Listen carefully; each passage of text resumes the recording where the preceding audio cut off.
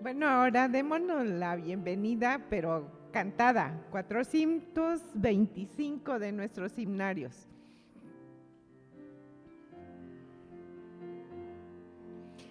Hola, ¿cómo estás? Doy gracias a Dios porque estamos aquí alabando su nombre. Bienvenido seas, bienvenido seas a la casa del Señor. Bienvenido seas, bienvenido seas a la casa del Señor. Hola, ¿cómo estás? Qué hermoso es reunirnos y así compartir el amor del Señor. Bienvenido seas, bienvenido seas a la casa del Señor. Bienvenido seas, bienvenido seas a la casa del Señor. Amén.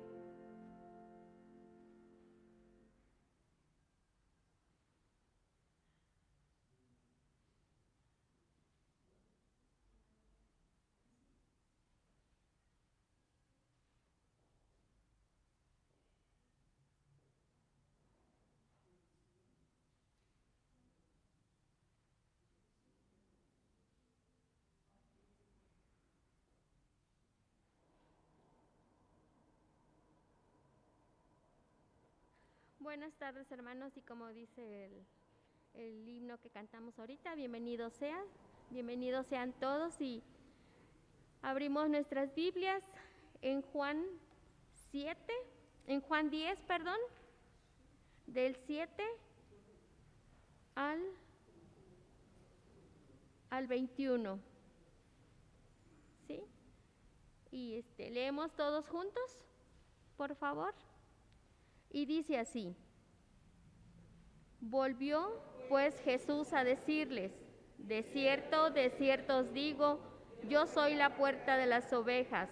Todos los que antes de mí vinieron, ladrones son y salteadores, pero no los oyeron las ovejas.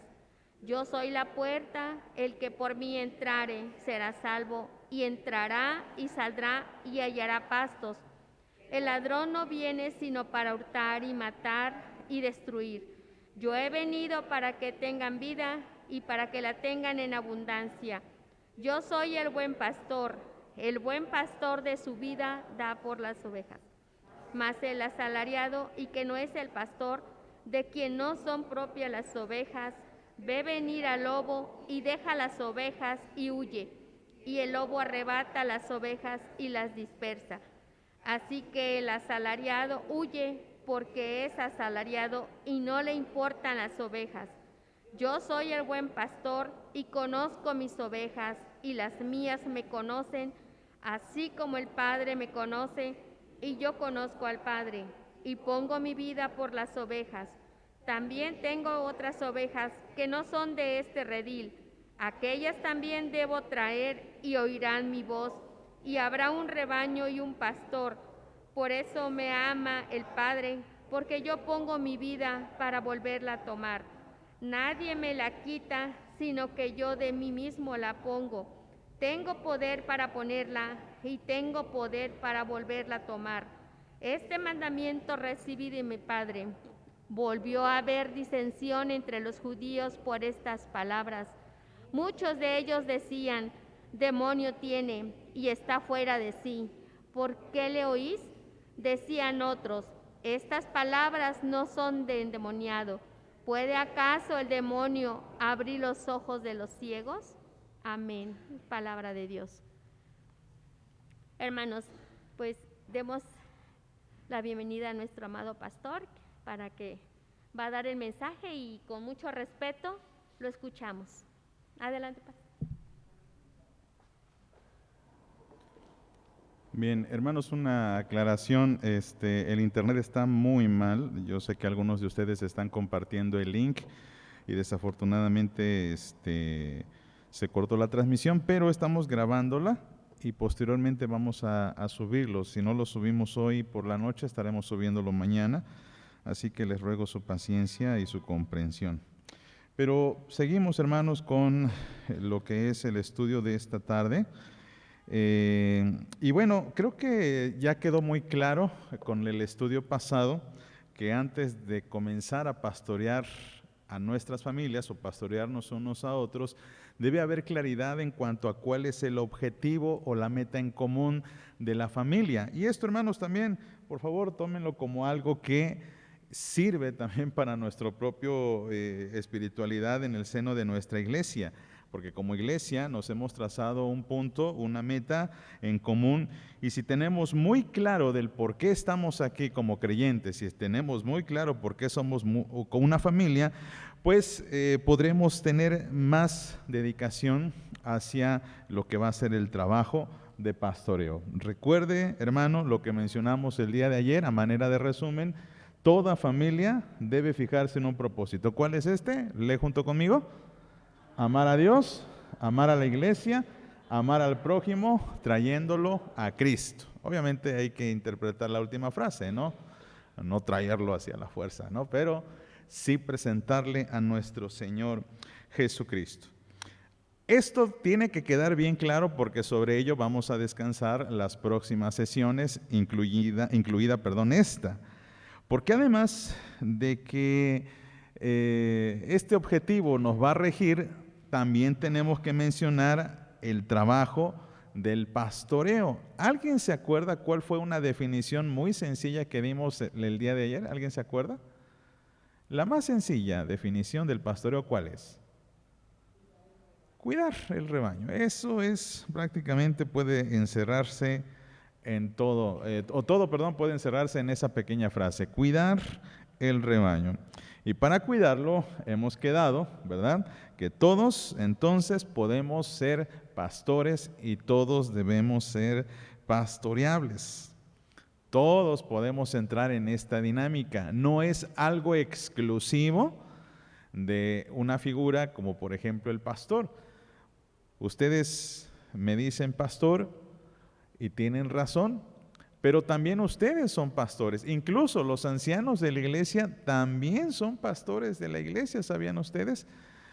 Una de las cosas que hace Juan Calvino es hacer una división entre los pastores, les llama pastores gobernantes, que son los ancianos, y los pastores docentes, que son los que estamos al frente, digamos, de una iglesia como su servidor.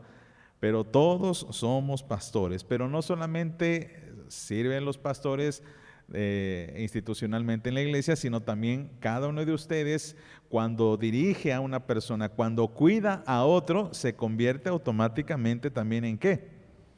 En pastor. Hace muchos años había un proyecto muy interesante en las iglesias cristianas, que a lo mejor algunos de ustedes lo recordarán, que se llamaba el Hermano Mayor. ¿Alguien se acuerda de ese proyecto? ¿O ha escuchado de ese proyecto?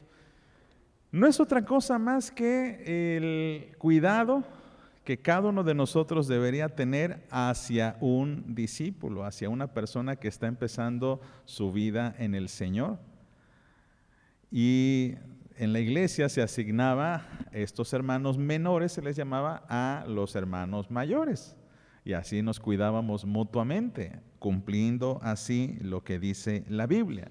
Y para que haya un buen cuidado, se acuerda muy bien, esta es la meta, esta es la definición del pastoreo: cuidar del rebaño para que cumpla su meta. Y esto nos lleva a pensar, ¿qué es lo que necesito hacer para pastorear?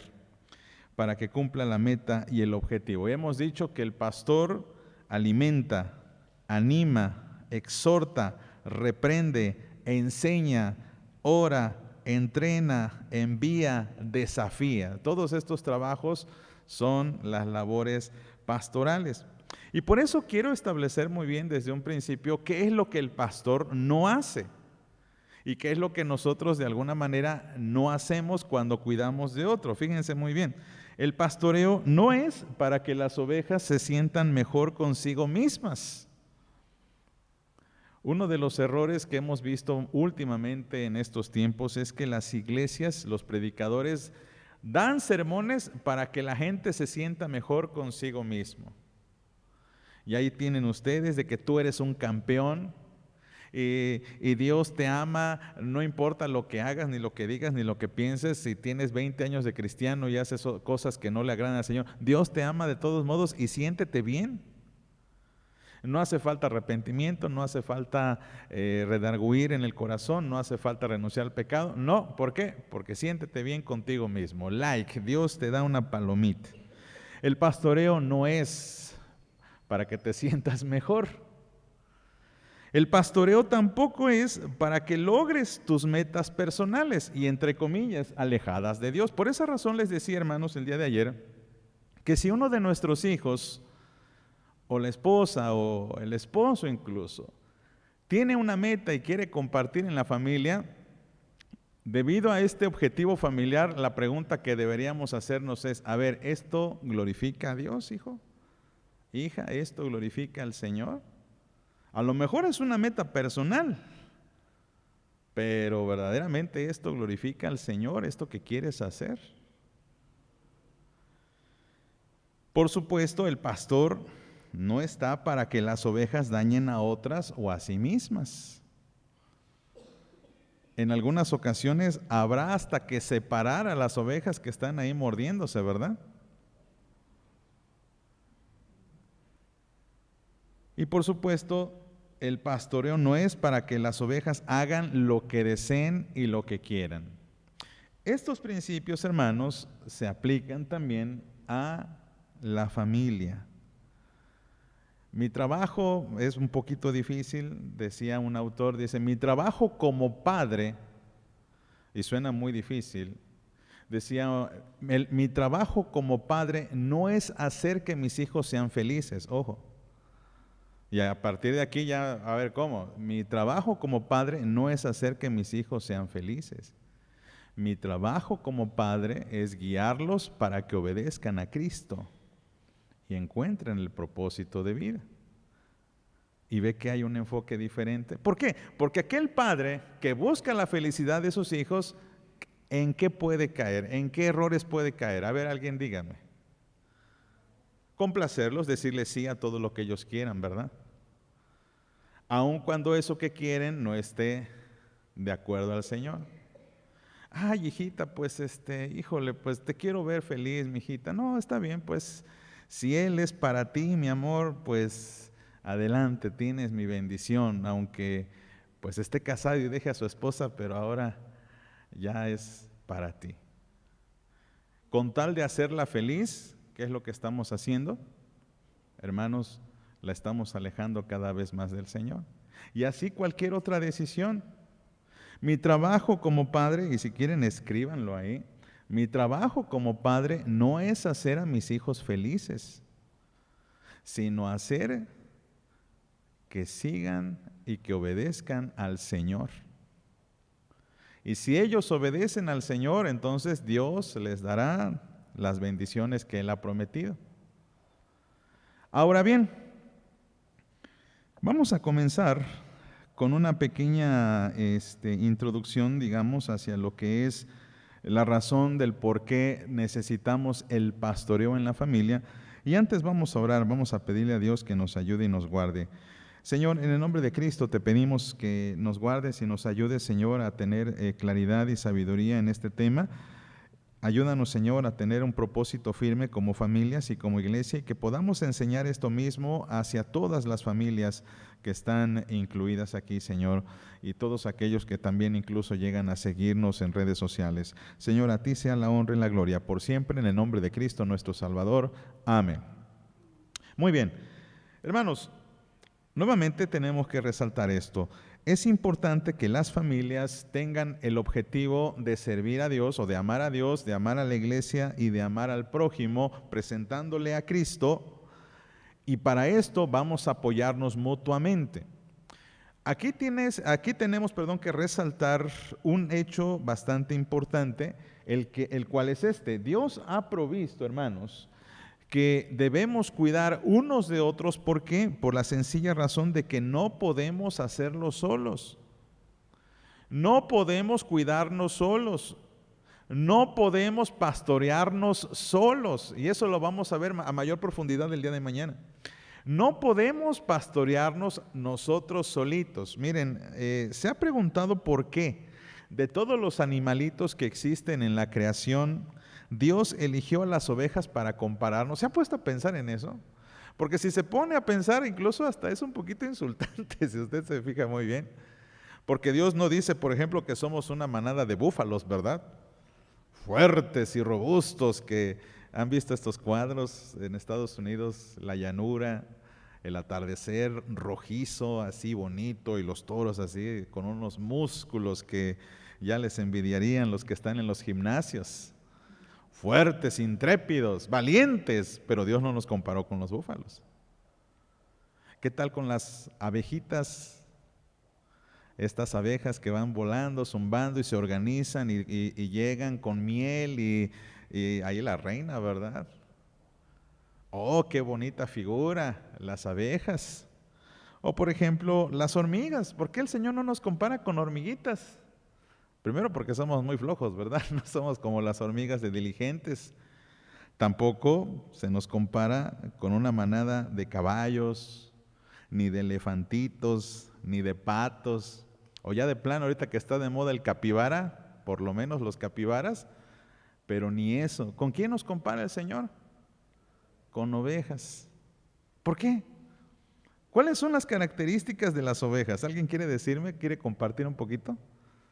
¿Alguien conoce ovejas o solamente las ha visto así? Las ovejas son miopes, por eso se les dice que son torpes, no que sean torpes, son miopes, no alcanzan a ver largas distancias. También son mansitas. ¿Perdón? ¿Obedientes? Sí, las ovejas son obedientes.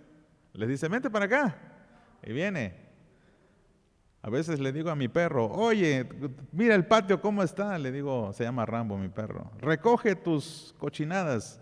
Y el perro nada más se me queda viendo, pero no obedece. Las ovejitas también llegan a ser muy rebeldes. Pero fíjense que hay mucha sabiduría en ellas porque retratan perfectamente al ser humano. Porque al igual que ellas, nosotros no podemos estar solos, porque nos perdemos muy prontamente. ¿Perdón? Muy fácilmente nos perdemos. Pero también fíjense que las ovejitas, y de ahí que luego existe una expresión que se llama la borregada. ¿Alguien sabe qué significa eso? ¿La borregada qué? ¿Cómo? No. Qué bueno que no se escuchó aquí. Pero bueno, ¿la borregada qué significa? Significa que somos muy fáciles de ser seducidos por líderes o por personas. Nos dicen aquí y aquí vamos, allá y allá vamos. Somos muy asiduos a seguir a las personas, a seguir un cierto tipo de moda. Por ejemplo, usted tiene el corte de pelo como lo tiene, o bueno, algunos quizá ya no tengamos cabellito, ¿verdad? Pero algunos de ustedes tienen el corte de pelo que tienen porque lo vieron en otra persona y les gustó así. O porque lo vieron en ese cuadro, ¿verdad? ¿Cómo se llama? Cuando uno va a la estética, cuando uno va a la peluquería, una barbería, ahí ve un modelo y ese modelo tiene el peinado idéntico al de usted. Usted tiene ese corte de pelo porque lo vio en otra persona. Usted tiene ese vestido porque lo vio en algún lugar. Seguimos muy prontamente a otras personas. Así las ovejitas siguen a otros, pero también cuando se separan no pueden cuidarse solas. De ahí también esta metáfora que dice que el lobo no ataca a la manada, sino a ¿quiénes? A las ovejitas que están solas. En este perfil, Dios quiere que seamos conscientes y por eso Dios y Jesús nos compara con ovejas, porque nos quiere hacer reflexionar y nos quiere convencer de que no podemos cuidarnos solos. de que todos necesitamos cuidado y pastoreo. Y por ello Dios ha dispuesto que cada cristiano debe integrar una iglesia, por ejemplo, porque no puede cuidarse solo. Es mentira eso de que yo me cuido solo, yo fui un hombre que me hice a mí mismo. Es mentira. Y las personas que se aíslan o que están solitarias de alguna manera realmente no llegan a una trascendencia importante. No son útiles de alguna manera para la sociedad. Por eso, hermanos, lo primero que tenemos que hacer en nuestra familia es reconocer nuestra necesidad de otros. Aquí dice, reconocer nuestra necesidad de otros.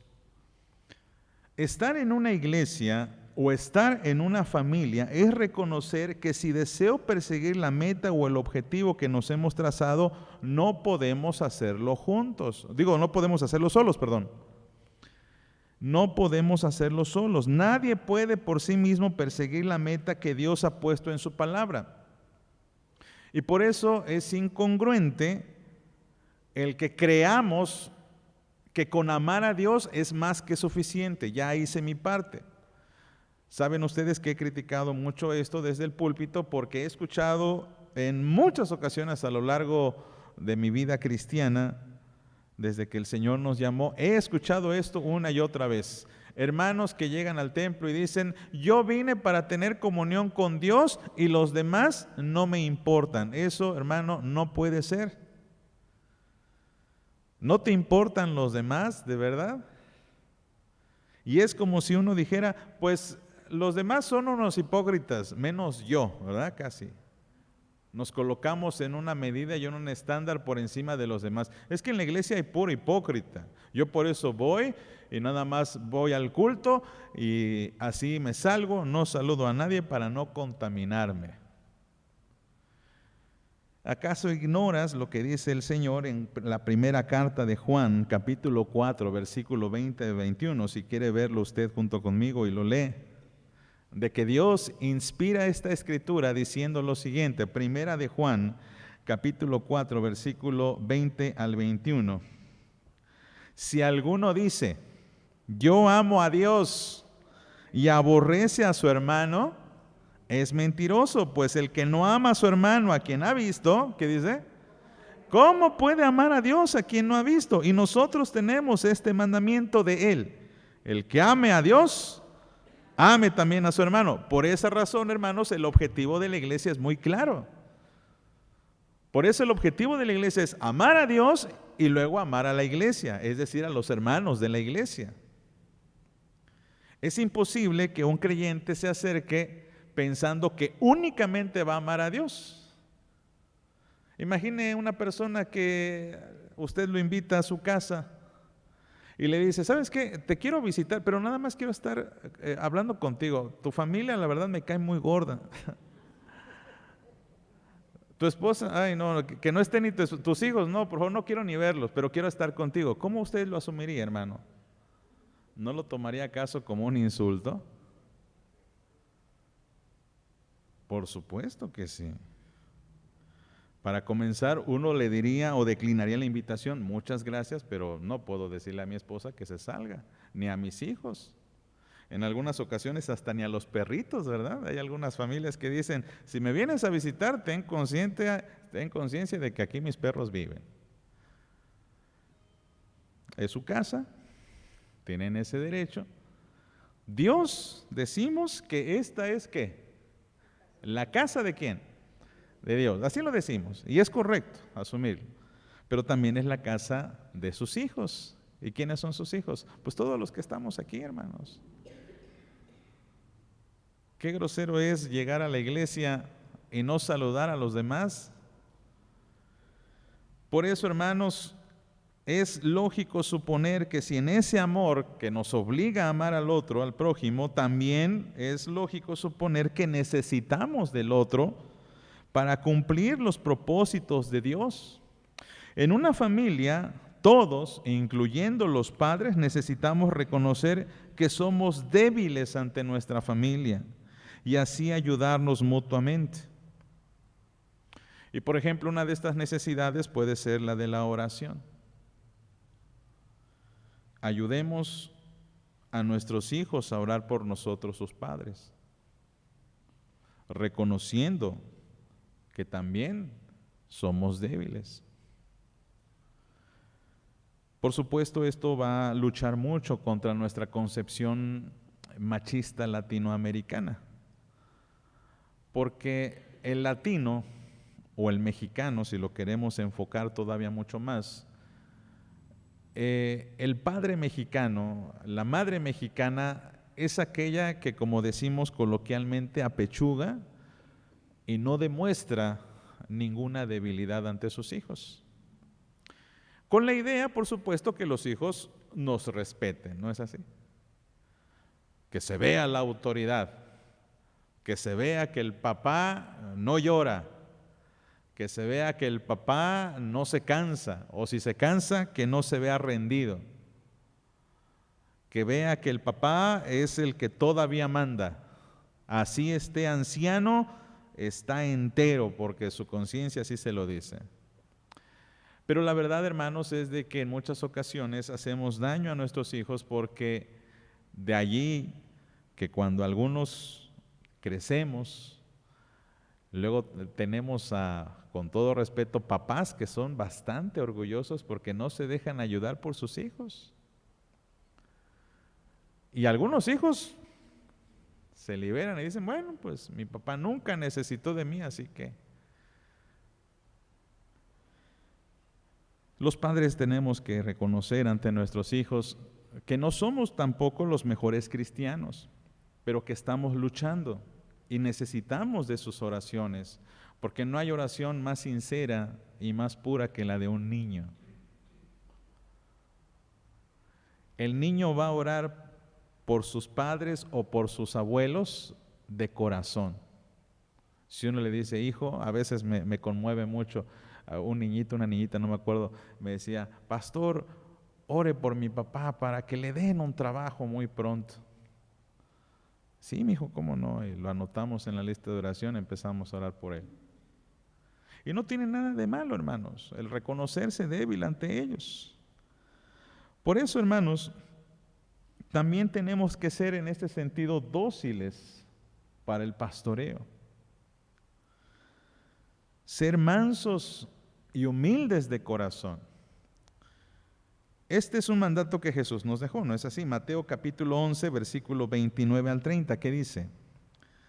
Llevad mi yugo sobre vosotros, ¿y qué más? Y aprended de mí, que soy manso y humilde de corazón, y hallaréis descanso para vuestras almas, porque mi yugo es fácil y ligera mi carga. El Señor dice, aprendan de mí, sean humildes, sean mansos. Es verdad, queremos proyectar una imagen de seguridad a nuestros hijos, pero tampoco pasa nada si les decimos a los niños, a los muchachos, hijos, este es un momento de crisis, ayúdenme a orar por un trabajo, ayúdenme a orar por una estabilidad en la familia, ayúdenme a orar a lo mejor por los problemas de papá y mamá. Nos hemos hecho humildes ante ellos para decirles, hijos, también sus padres tienen problemas. Oren por sus papás, oren por sus abuelos, oren por la iglesia. Ser humilde, hermano, como dice el dicho también, ¿verdad? No quita lo valiente. Vivimos en tiempos en los que en realidad la docilidad, la mansedumbre, se asume como debilidad y la idea es proyectar todo momento seguridad, dominio, poder. Y con esto lo que hacemos es aislarnos de los demás. Lo que hacemos es posicionarnos como personas que lo sabemos todo, que lo podemos todo, pero Dios no nos llama a eso. Al contrario, Dios desea que reconozcamos nuestra debilidad para que podamos aceptar y recibir ayuda. Nuevamente, por esta razón lo digo, tenemos que ser pastoreables. Porque si yo no reconozco mi debilidad, hermanos, no puedo o no voy a permitir que me apoyen o me ayuden. Ahora bien, después de esta primera parte, ahora sí, vamos a ver cómo podemos aplicar las tareas pastorales en la familia. Ahora, quiero mostrarles cuáles son las tareas que un pastor debería hacer. ¿Lo quiere leer junto conmigo? Orar, enseñar, animar, exhortar, corregir, acompañar, consolar, reprender, entrenar, desafiar, enviar, etcétera. Por si alguno quizás tenga otra, ahí la puede agregar. Ahora, ¿cuál sería para usted la prioridad? ¿Qué sería prioritario para usted y para su familia? Le puse aquí una lista. ¿Cómo? Orar, por ejemplo. Bueno, ¿cuál sería la prioridad? Orar, enseñar, reprender en algunos. ¿Cuál sería la prioridad? ¿Perdón? Amarnos. ¿Amarlos? ¿Cómo? Animar. ¿No está allí? Ok, hay que anotarla. ¿Qué más? Mire, ciertamente nuestra preferencia, y de acuerdo a un diagnóstico que haríamos en la familia, es como nosotros determinaríamos, bueno, la verdad, nos hace mucha falta enseñanza, o quizá nos hace falta una reprensión, es cierto. O probablemente nos falte un poco de consuelo porque en la familia estamos viviendo un proceso muy triste. Puede ser. Sucede lo mismo, por ejemplo, con las iglesias. Esto es lo que se debería hacer desde lo pastoral hacia la iglesia, pero hay veces que la iglesia está pasando por alguna situación que amerita una acción más urgente que otras. Por ejemplo, se los comparto así a grandes rasgos, no es lo mismo llegar a una iglesia que acaba de dividirse, por ejemplo, y llegar con pastoreo. No puedo llegar yo a reprenderlos porque están recién divididos y lo que pasa es que están desanimados. ¿Me explico? O llegar a una iglesia en la que todos están de flojos y no quieren trabajar y están en sus laureles. Esa iglesia no necesita consuelo, ciertamente. Pero también si hay una iglesia que está confundida porque de repente se han levantado uno que otra doctrina que se necesita más. Es lo mismo que va a suceder en las familias. Todos tenemos que estar analizando en nuestras familias qué es lo que sucede. Pero si hay algo en lo que se concuerda, es que por lo menos estas tres deberían ser urgentes y constantes. ¿Quiere leer junto conmigo? Enseñar, orar y desafiar. No que las otras no sean importantes, por favor, sino que en orden de prioridad, estas tres son las que constantemente tienen que estar a lo largo del pastoreo familiar. Si una familia quiere perseguir el objetivo que Dios nos ha puesto, tiene que poner en práctica estas tres labores pastorales. Y vamos a comenzar con la primera. La primera de ellas es enseñar, ¿verdad? ¿Cómo debemos enseñar o qué es lo que debemos enseñar, hermanos? La tarea primordial que la Biblia nos dice es que tiene la palabra que estar siempre en nuestros corazones. Ya todos conocemos lo que dice Josué capítulo 1. Nunca se apartará de tu boca este libro de la ley, sino que de día y de noche meditarás en él, para que hagas conforme a todo lo que en él está escrito, y entonces harás prosperar tu camino y todo te saldrá bien. La palabra, hermanos, es importantísima que la pongamos en primer lugar. Es la primera manifestación que nosotros hacemos en cuanto a nuestro amor a Dios. No podemos decir que amamos a Dios si no amamos su palabra. Por lo tanto, en la familia debe haber esta motivación para aprender y para enseñar la palabra. Y para esto, hermanos, existen todos estos recursos que la iglesia provee. recursos de enseñanza. Si ustedes se fijan, podría yo decir que el 90% de actividades de la iglesia tiene que ver con la enseñanza, ¿sí o no? El grupo de la femenil, enseñanza. Y por supuesto también tiene que ver con coinonía, y por supuesto tiene que ver con adoración, con mayordomía, etcétera, pero ahí está la enseñanza. El sermón tiene que ver con enseñanza, y por supuesto hay otras prácticas también. Así el estudio de jóvenes, así el estudio de varones, así los niños, así el estudio de los miércoles, así la vigilia de oración, tiene que ver con la enseñanza. Y toda esa enseñanza es para que yo, una vez que aprenda, lo lleve a mi casa y lo pueda aplicar junto con mi familia.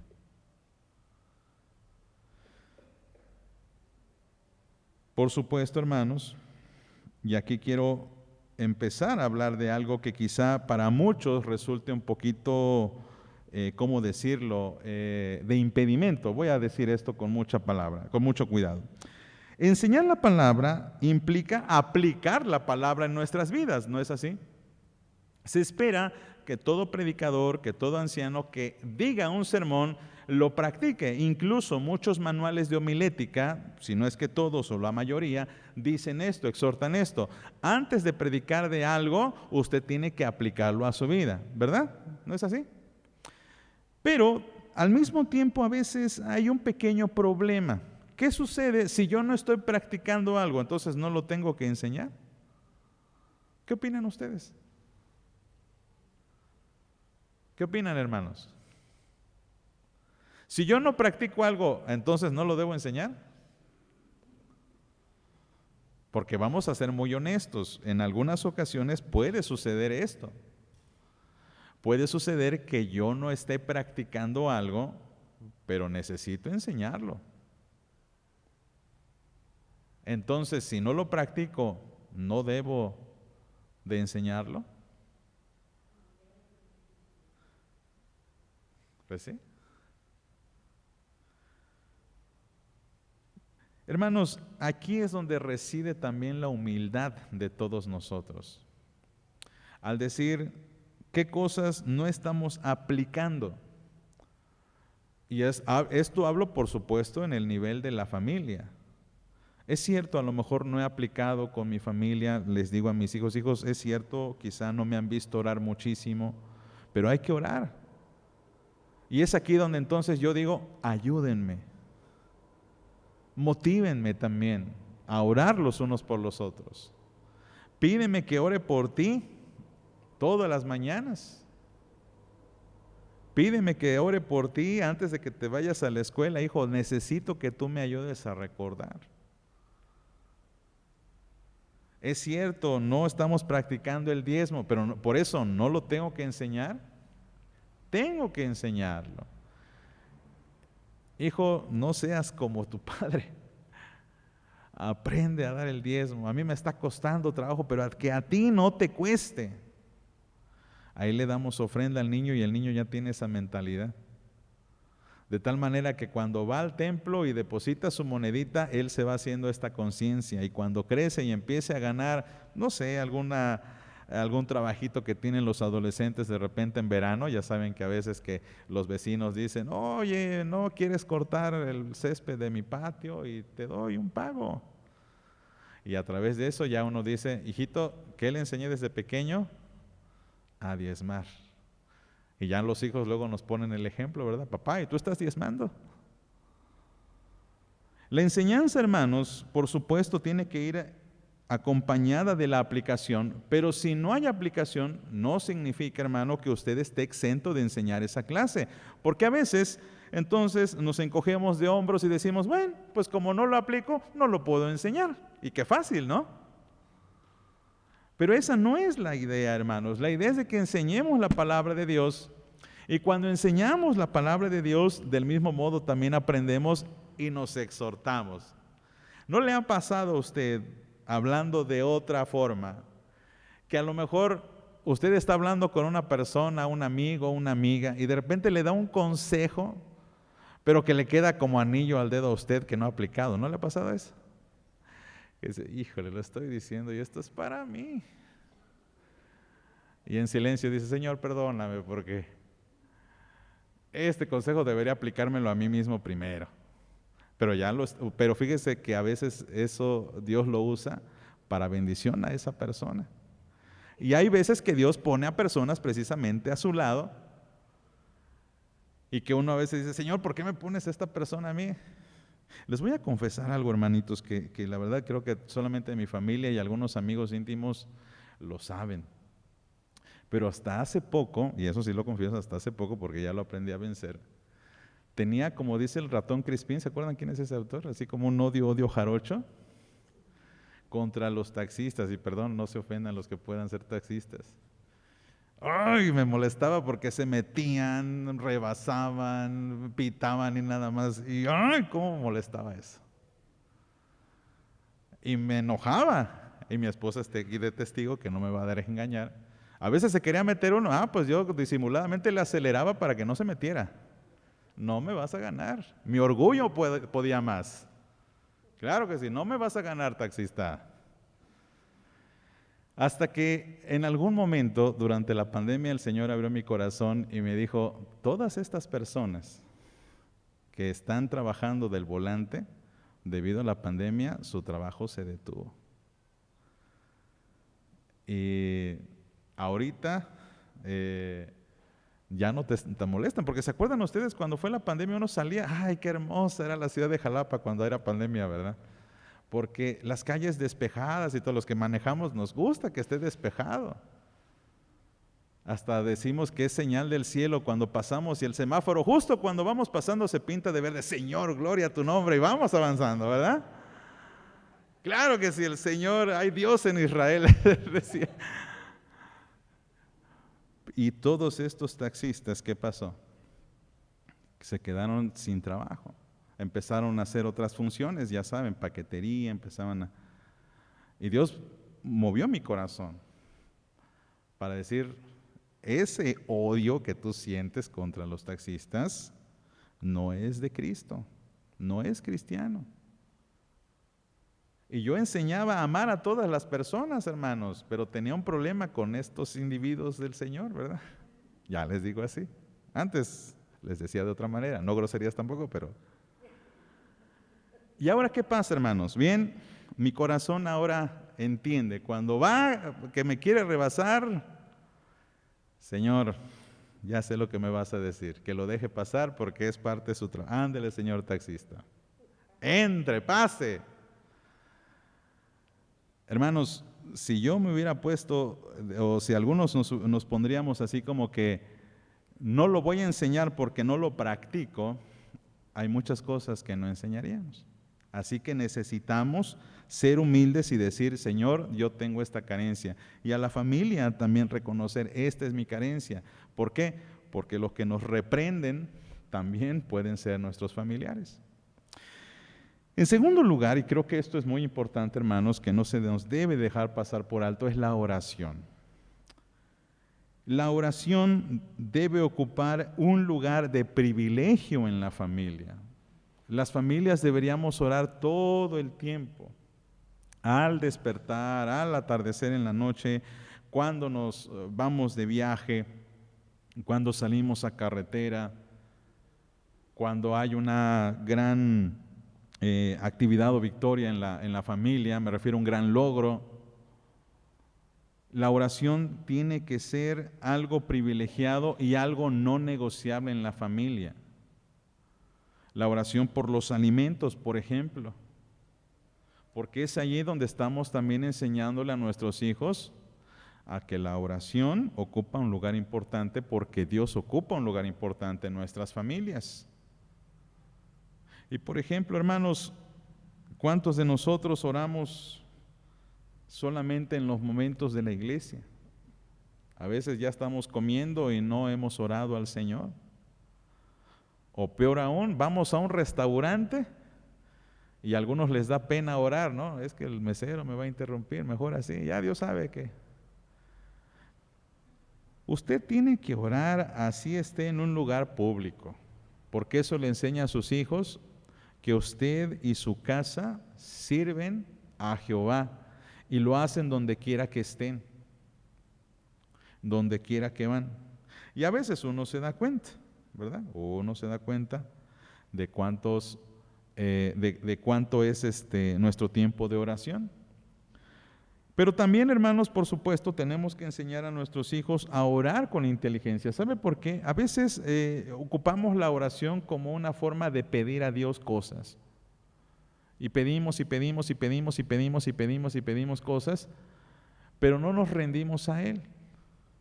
No usamos la oración, por ejemplo, para confesar nuestros pecados.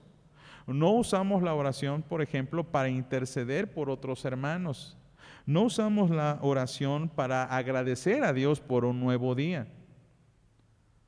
Y a veces, pues los muchachos, los niños, vienen a la iglesia con esa idea.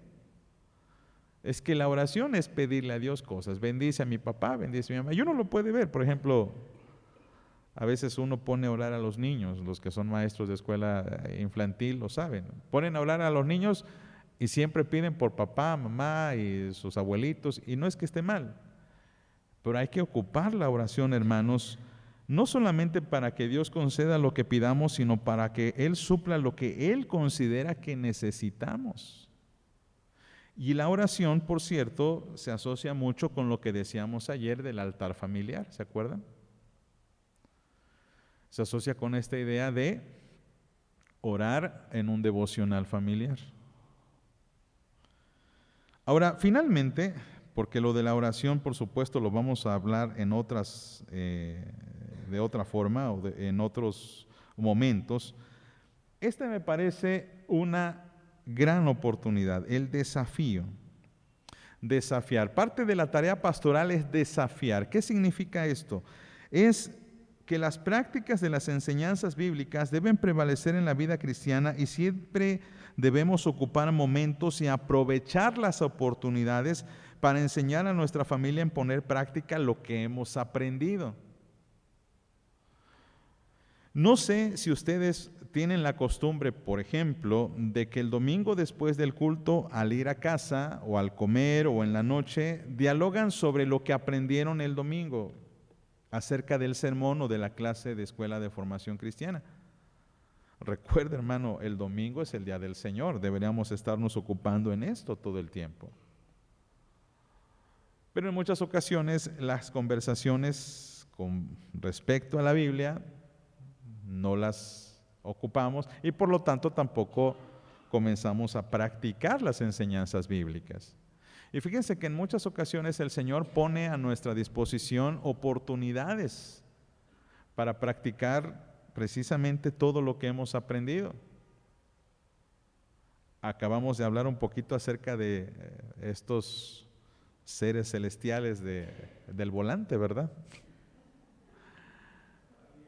A veces, hermanos, eso permite demostrar, por ejemplo, fíjense, con esta ciudad en caos, con tanto tráfico, Dios nos permite aplicar todo nuestro saber cristiano. ¿Por qué? Porque en el tráfico, ¿usted a qué aprende, hermano? A ver, dígame, ¿qué aprende en el tráfico? Paciencia, por ejemplo. Señor, ay, Dios mío, gracias, Señor, porque me das oportunidad de afinar mi paciencia. Tolerancia. Ya dijimos, siempre hay aquellos que se creen listos y se quieren meter por otro lado, ¿verdad? Tolerancia, dominio propio, templanza. Aprendemos, por supuesto, a compadecernos de los demás. Por ejemplo, ¿perdón? A ponernos en su lugar. Por ejemplo, uno ve, por ejemplo, a estos trabajadores. Y estos trabajadores que están todo en él son a veces muy rojos. Digo, Dios mío, bueno, por lo menos gracias a Dios tienen un trabajo, pero qué agotador debe ser estar ahí y más con este sol. Uno empieza a entender que nuestra ciudad, nuestros problemas son oportunidades para que pongamos en práctica el Evangelio. Pero a veces pasamos por alto todo esto. ¿Sabe? Una de las cosas que yo me he propuesto es decir no solamente siempre la verdad, sino actuar en consecuencia con ello. Y en ocasiones, yo sé que ustedes lo han hecho, porque todos lo hemos hecho, tenemos un billete grandote que queremos cambiar, 500 pesos, pero tenemos 250 en la bolsa, digo, es que necesito cambio. Y yo me he propuesto en mi corazón de que si lo quiero cambiar y lo puedo hacer, lo voy a hacer. Llego al Oxxo y le pago, pero si el dependiente me dice, ¿no tiene un billete más chico? Sí, porque a veces, ¿cuál es la tentación que decimos? No, mentimos, ¿no es así? Es cierto, quizá no le hacemos daño al prójimo, porque pues, ¿qué daño le puede hacer? El que pues, a lo mejor sí tiene cambio, o a lo mejor tiene que cambiar, bueno, pues es parte de su trabajo, no le hacemos un daño, pero precisamente es ahí donde se va filtrando, hermanos, esta falta de práctica de lo que uno debería hacer como cristiano. Así que cuando voy al Oxxo, cuando vamos a un lugar y doy un billete grande y me dice el muchacho, no tiene un billete más chico, y si lo tengo, digo, sí, joven, sí lo tengo. Y si no lo tengo, pues obviamente no lo tengo. Porque qué difícil es, hermanos, ceder en esos aspectos, porque puede mucho nuestro orgullo, nuestra mayor comodidad. Porque en ocasiones no vemos, digamos, o no estamos en el zapato del otro. Y cuando vamos con la familia, debemos desafiar a nuestra familia para que ponga en práctica lo que hemos aprendido. Y estas son oportunidades para que Cristo verdaderamente sea glorificado en nuestras vidas. Decirles, mira hijo, esto es lo que se hace, mira hijo, esto es lo que no se hace. Mira, o a lo mejor, ¿verdad? Entre esposos, el matrimonio, mira, está esta persona, ¿qué te parece si, no sé, la apoyamos a pasar la calle o no lo sé? Uno puede encontrar, como dije yo, en los problemas cotidianos de la vida, oportunidades para aplicar lo que hemos aprendido y lo que deberíamos ser como creyentes. Por eso tenemos que desafiarnos entre la familia. Por eso debemos desafiar a nuestros hijos y nuestros hijos. ¿Por qué no? Tenemos que desafiar a nuestros padres. Porque solamente a través del desafío es como aprendemos, a aplicar la palabra. Ok, ya me dijiste que no estás practicando el diezmo, pero ¿qué pasa? ¿Qué vas a hacer? Te desafío a que lo empieces a hacer hoy. Te desafío a que la próxima quincena apartes un 10%, bueno, vamos a hacer como práctica y desafío, te desafío un 5% que apartes al Señor y así empiezas. ¿No le has hablado de Cristo a tus compañeros? Bueno, hijo, te desafío a que lo hagas. ¿Qué te parece si organizamos una comida y tú ahí les hablas de Cristo? Hermanos, cuando no hay desafío, simplemente no nos damos ni por enterados aquellas cosas que tenemos que aplicar. Y empezamos a fallar al Señor. Empezamos a fallar porque queremos supuestamente oportunidades para servir a Dios, pero cuando se nos presentan, nosotros las ignoramos. Así que, ¿qué te falta de desafío en esta tarde a ti y a tu familia? ¿Qué tácticas usaremos para seguir pastoreando a las familias? Tenemos otras tareas que no mencionamos por falta de tiempo, pero que me gustaría que ustedes pudieran ahí hacer la tarea. ¿Cómo pueden, por ejemplo, animar a la familia a cumplir la palabra del Señor? ¿Cómo pueden exhortar a la familia? ¿Cómo pueden corregir? ¿Cómo pueden acompañar, por ejemplo? Porque también es válido. Es válido, es que no puedo solo. Bueno, pues yo te ayudo. Y cuando lo hagas conmigo, después lo vas a hacer tú solo. Los hijos, hijo, lee la Biblia todos los días. Ay, papá, es que bueno, ¿quieres que lo hagamos juntos? Lo hacemos juntos. En 2 semanas lo hacemos juntos, pero la siguiente lo haces tú solo. Por supuesto, ¿cómo podríamos o cómo deberíamos reprender? Que también es parte de la tarea pastoral de la familia, y es a la cual, por cierto, a veces vamos de inmediato, pero sin enseñar. ¿Cómo podemos enviar, por ejemplo? Hermanos, muchas cosas podemos reflexionar, pero por lo menos baste esta. Y permítanme terminar con esta frase. Dice, la pastoral familiar está llena de humildad y solicitud de ayuda. Podemos pastorearnos mutuamente porque Dios ha puesto su palabra y su espíritu en nosotros.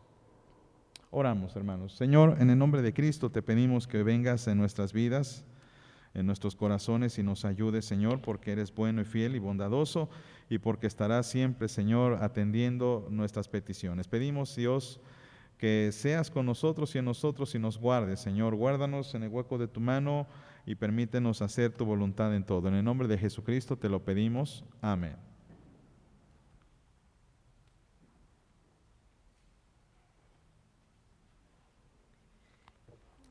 Como confirmación a este hermoso tema que hemos escuchado, vamos a entonar el himno número 557. Himno número 557. Danos un bello hogar.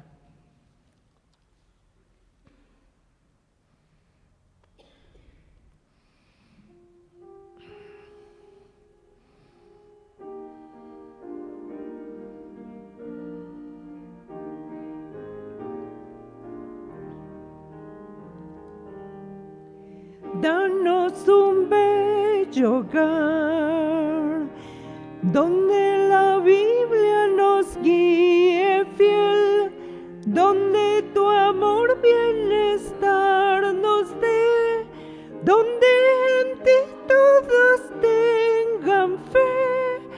Danos un bello hogar, danos un bello hogar.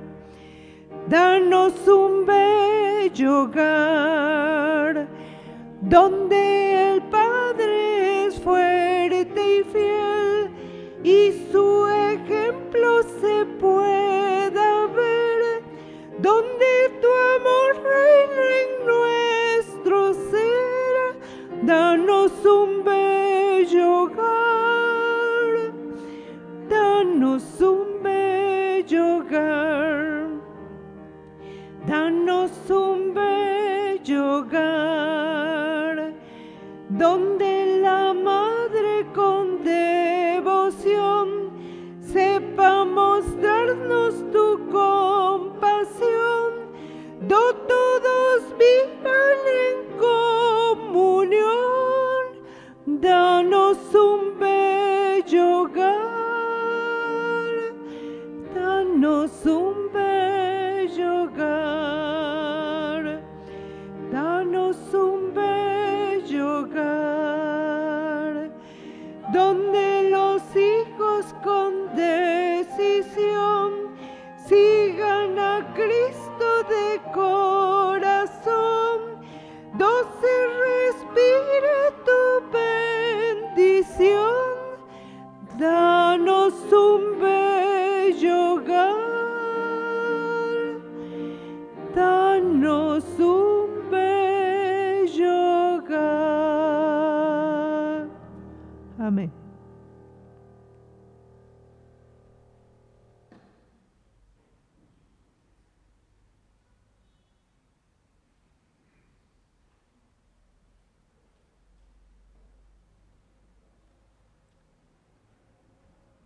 Tomen asiento, hermanos. La palabra de Dios nos dice el apóstol Pablo que cada uno dé como propuso en su corazón, no por tristeza ni por necesidad, porque Dios ama al dador alegre. Oremos. Padre celestial, Dios de todo poder y toda autoridad, dueño de todo, soberano Señor, aquí estamos una vez más dando, Señor, un poco de lo mucho que tú nos has dado, Señor, porque has bendecido rica y abundantemente nuestra arteza, Señor. Gracias, Padre, por la bendición que nos das de poder traer, Señor, nuestra ofrenda, nuestros diezmos, Señor, a tu iglesia, Señor. Padre, úsalos conforme a tu propósito y voluntad para el engrandecimiento de tu obra y de tu reino aquí en la tierra. Y dirige, Señor, la mente, el corazón, los pensamientos de quienes administren estos medios económicos, Señor, para la gloria tuya, Señor, para darte a ti, Señor, el primer lugar en todo, porque tú eres Señor de todo, y a ti traemos, Señor, nuestras vidas también como una ofrenda, un olor grato delante de ti, y lo hacemos para la gloria de Cristo Jesús. Amén. Amén. Ofrendemos, hermanos.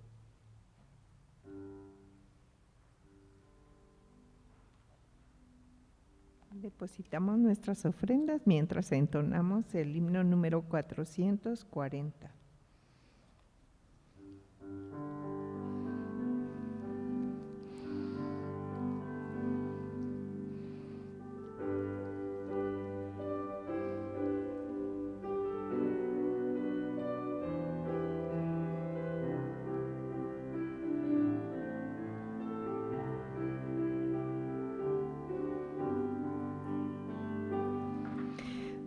Tú hablaste y todo fue hecho, eres dueño del universo, y que podría ahora ofrecerte, solo mi vida ya te pertenece, pues tu soplo me dio el aliento y me sustenta cada momento, que es la ofrenda que pueda yo darte.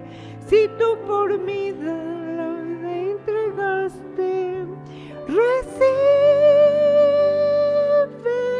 la gratitud que expresa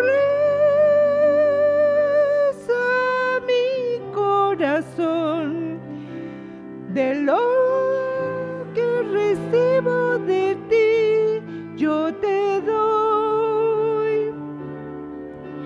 Recibe la gratitud que expresa mi corazón de lo que recibo de ti, te doy. De mis bienes solo una parte tú me pides para entregarte, y de mi tiempo quiero ofrendarte para servirte, pues tú me amaste. Tú me quieres aún bendecir, pero yo debo dar más de mí. Busca primero tu reino, Señor, y entregar todo lo que soy. Recibe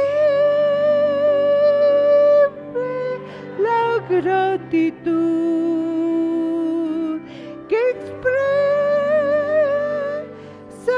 mi corazón de lo que recibo de ti, yo te doy.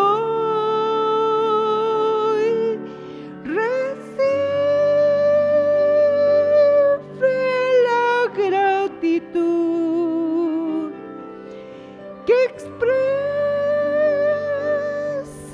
mi corazón de lo que recibo de ti, te doy.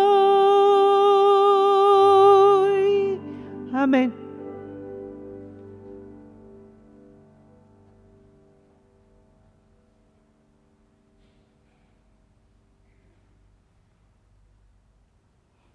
Hermanos, continuamos con los avisos. La directiva tiene algo que informar.